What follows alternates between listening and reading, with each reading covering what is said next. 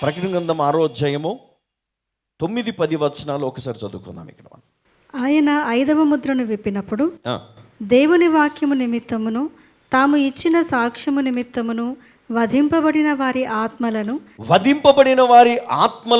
బలిపీఠము క్రింద చూచితిని. ఆ, వారు నాథ సత్యస్వరూపి పరిశుద్ధుడా, ఎందాక తీర్పు తీర్చకయు మా రక్తము నిమిత్తము భూనివాసులకు ప్రతిదండన చేయకయు ఉందువని బిగ్గరగా కేకలు వేసిరి.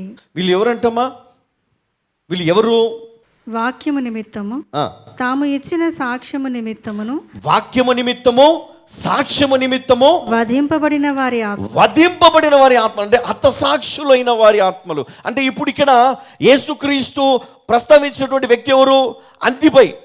అందుకనే ఈయన పేరును ఇక్కడ ప్రస్తావిస్తూ ఉన్నాడు. ఆయన విషయమై యేసుక్రీస్తు సాక్ష్యం ఇస్తూ ఉన్నాడు. అంటే నేను ఎందుకు ఇది జ్ఞాపకం చేస్తున్నానంటే, క్రైస్తవులముగా మనం ఉంటే సరిపోదు, ఒక సంఘముగా ఉంటే మనం సరిపోదు, మనకు సాక్ష్యం ఉండాలి. శోధన వేళ అపవాది ఎన్నో శోధనలు తీసుకొస్తాడు. భయపడి పారిపోవద్దు, చెదిరిపోవద్దు, ఐక్యత కలిగి ఉండాలి,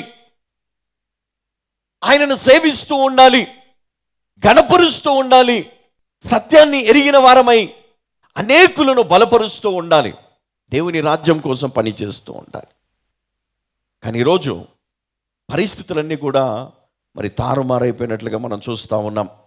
మరి ఈయన జ్ఞాపకం చేసుకోవడానికి కారణం ఏంటంటే, మరి 5వ ముద్రను విప్పినప్పుడు దేవుని వాక్యము నిమిత్తము తాము ఇచ్చిన సాక్ష్యము నిమిత్తము వధింపబడిన వారి ఆత్మలు బలిపీఠము కింద చూచితిని. మరి వారు మొరపెడతారంట. అంటే వీరందరూ కూడా ఎక్కడున్నారు? ఇప్పుడు దేవుని ప్రణాళికలో ఉన్నారు. దేవుని రాజ్యము విషయములో వీరు పనివారుగా ఉన్నారు. మనం గుర్తించాలి మన పనిని. దేవుడు ఆశీర్వదిస్తేనేమో ముందుకెళ్తాం, దేవుడు కష్టాలు తీసుకొస్తే వెనకకి వెళ్ళిపోదాం, పారిపోదాం, వదిలేద్దాం అన్నట్టుగా మనం ఉండకూడదు కదా. కొంతమంది కుటుంబాలు కూడా అట్లనే ఉన్నారు.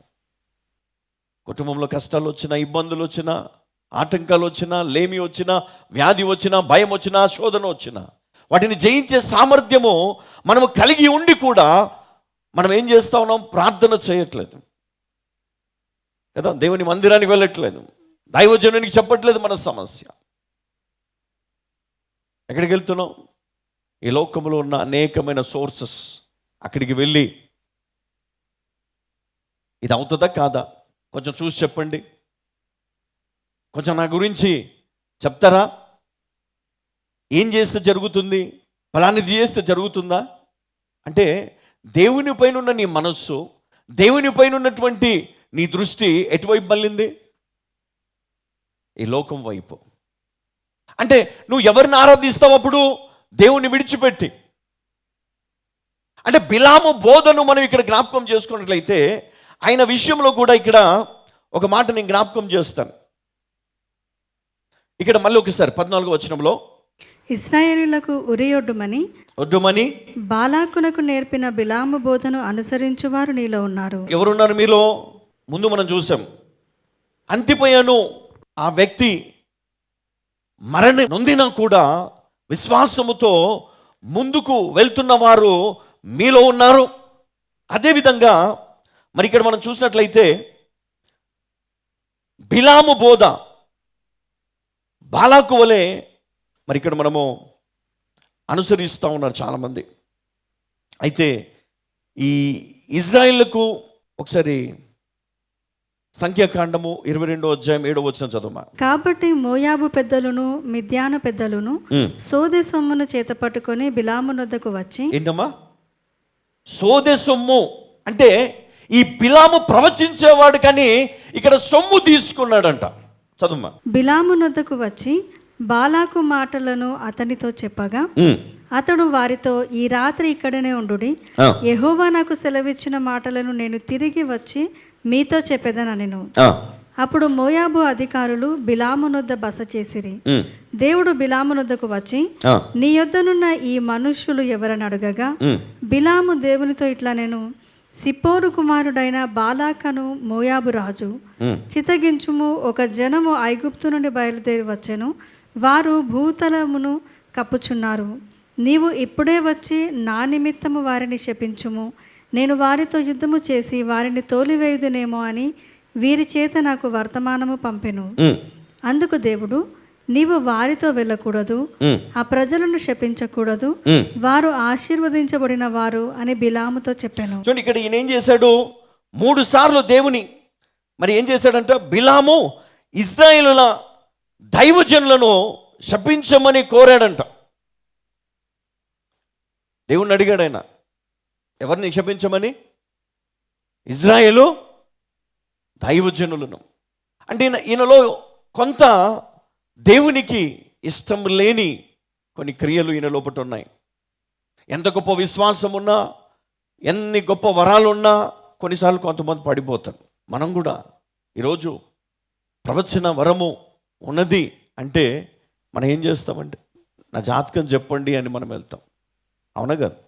నా గురించి చెప్పండి, నా ఫ్యూచర్, పాస్ట్, ప్రజెంట్ అన్నీ తెలుసుకోవాలని ఆరాటపడతాం. కానీ వాటి గురించి ఆరాటపడొద్దు. దేవుని దగ్గర నీవు ప్రార్థించాలి, దేవుణ్ణి అడగాలి, మనుషులను కాదు. ఇక్కడ ఈయన విషయంలో దేవుడు మరి ఇష్టంగా లేడు. అందుకనే ఈయన బోధలను అనుసరించేవారు మీలో కొందరు ఉన్నారు. అంటే దేవునిని కాకుండా, దేవుడు చెప్పింది కాకుండా కొన్నిసార్లు వ్యక్తిగతంగా కూడా, ఇదిగో ఆ రాజుగారి కోసము, ఫలాని వాళ్ళ కోసము దేవుని దగ్గర నుంచి రాకపోయినా ప్రవచిస్తారు. ఇది దేవుడు చెప్పాడని, యెహోవా వాక్కు అని. అందుకే ఈరోజు క్రైస్తవుడు ఆలోచన చేయాలి. నేను ప్రవక్తలను తప్పుపట్టట్లేదు, లేదా వారి బోధలను నేను తప్పుపట్టట్లేదు. కానీ ఈరోజు మనం తెలుసుకోవాల్సింది ఏంటంటే, ప్రస్తుతము ఈ పెర్గము సంఘమునకు మరి ఈ లేఖ రాయడములో యేసుక్రీస్తు యొక్క ఉద్దేశము ఏంటి అంటే, వారి జీవితంలో చేసినటువంటి కొన్ని పొరపాట్లు, చేస్తున్నటువంటి కొన్ని తప్పిదములు, వాటిని సరిచేసుకోమని ఆయన హెచ్చరిస్తూ ఉన్నాడు. హల్లెలూయా.